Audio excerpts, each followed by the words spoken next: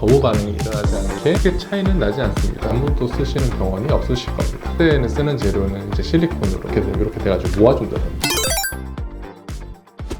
자, 안녕하세요. PSTV 시청자 여러분. 오늘은 기증늑연골에 대해서 좀 설명드리겠습니다.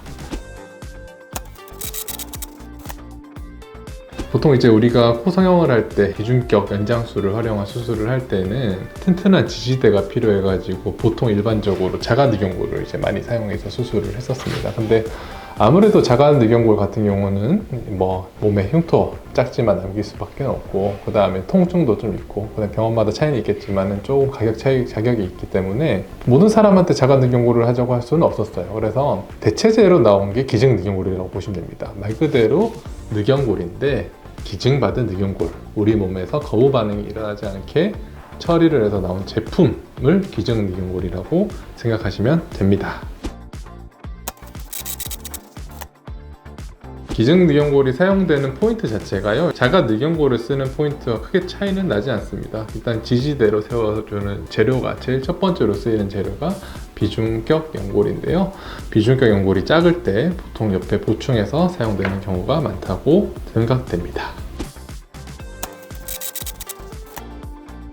일단은 제일 중요한 게 기증늑연골로만 지지대를 세우는 것보다 우리가 아까 말씀드렸다시피 비중격을 사용을 하고 반대쪽에 기증늑연골을 세우는 걸 저는 되게 좋아하거든요. 그러니까 무슨 말이냐면, 예를 들어서 기증늑연골이랑 기증늑연골을 양쪽으로 이렇게 지지대를 세워버리면은 잘 유지되면 잘 유지되겠지만은, 이제 내 몸이 기증늑연골이랑 안 맞아가지고 좀 흡수가 좀 되거나 해버리면은 양쪽 다 기증늑연골이 완전 약해져가지고 코가 처질 확률이 높아집니다. 그렇기 때문에 일반적으로 비중격을 쓸 수 있는 상황, 첫 수술이라든지 아니면 재수술이라도 이전에 비중격을 쓰지 않으셨을 때, 그럴 때는 기증늑연골이랑 같이 이렇게 써주면, 쉽게 말씀드리면 비중격이 힘이 약한 부분은 기증늑연골이 좀 버텨주고, 기증늑연골이 조금이라도 흡수가 되고 약해지더라도 비중격은 내 거기 때문에 좀 같이 이렇게 상쇄되면서 다른 재료로 하면서 올 수 있는 그런 장점이 있기 때문에, 그럴 경우에 사용하면 조금 유리한 조건이다 라고 정리를 하면 되겠습니다.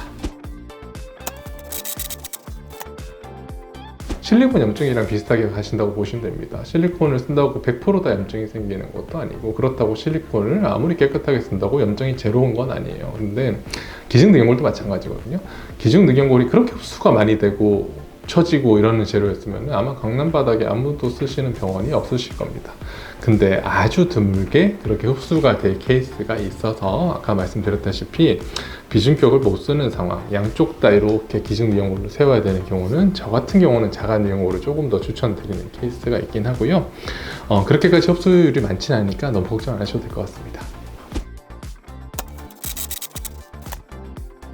그 기증늑연골을 썼을 때 완전 염증이 생기는 게 아닌가요? 여쭤보시는데, 그 많은 논문에서 찾아봐도 기증늑연골이나 자가늑연골로 했을 때 염증은 거의 비슷하다고 나오는 논문이 최근에 많이 발표가 되고 있고, 옛날부터도 계속 그렇게 발표가 되고 있습니다. 근데 이제 그걸 이해를 하셔야 되는 게, 기증늑연골을 쓴다고 염증 확률이 증가되거나 그건 아니에요. 염증이라는 거는 항상 우리가 말씀드린 이 콧대에 넣는 실리콘 때문에 생길 가능성이 가장 높습니다. 거의 95% 저는 이상이라고 좀 보긴 하는데, 그렇기 때문에 기증늑연골을 쓴다고 우리가 염증 가능성이 증가되거나 그렇게 생각하시면 그건 틀린 얘기라고 저는 생각합니다. 기증늑연골을 콧대에 넣는 경우는 거의 없습니다. 왜냐하면 이제 흡수가 되면은 부분적으로 흡수가 되는 라인이 너무 안 깔끔하게 나오기 때문에 콧대에 자가늑연골을 넣어서 오시는 분도 많이 계시는데, 그런 케이스들을 보면요, 첫 번째는 이 제거가 굉장히 어렵고요, 두 번째는 딱딱한 재료가 피부 밑에 들어가 있으니까 피부가 굉장히 많이 얇아져서 오세요. 그래서 보통 일반적으로 콧대에는 쓰는 재료는 이제 실리콘으로 거의 다, 제가 봤을 때는 이때까지 나온 재료 중에는 제일 낫다고 생각돼서 콧대에는 기증늑연골을 쓰면 안 됩니다.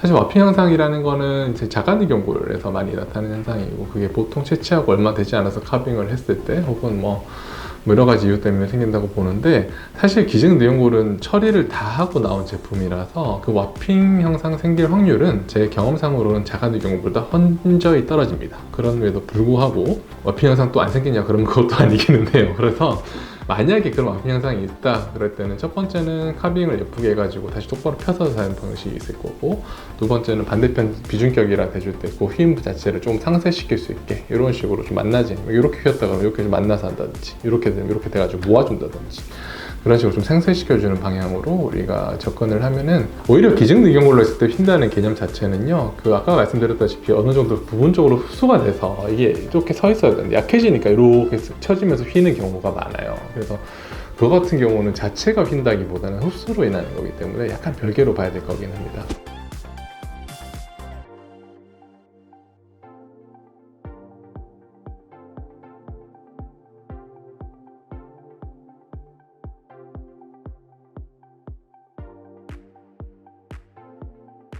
기증늑연골에 대해서 좀 알아봤습니다. 제 생각에는 일단 첫 수술에는 비중격에 좀 보충을 해준다는 식으로 사용을 하면 충분히 좋은 재료가 되겠고요.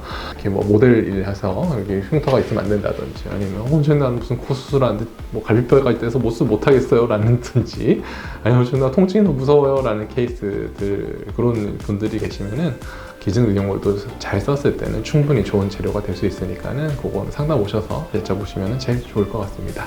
그럼 오늘 기증늑연골에 대한 정리 여기서 마치겠습니다.